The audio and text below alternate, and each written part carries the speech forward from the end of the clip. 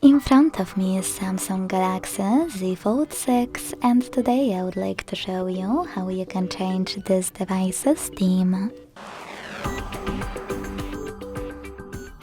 Begin by pinching your device's display and hitting themes at the bottom. Now you can pick one of those from themes section available at the bottom left corner. Click on one of those options, or click on the search bar and type in wherever you want to. Wherever you decided, after locating perfect theme, click on it, hit download,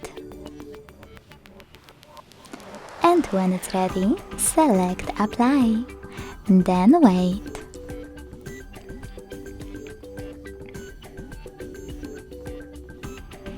As you can see, after that, theme of my device has changed.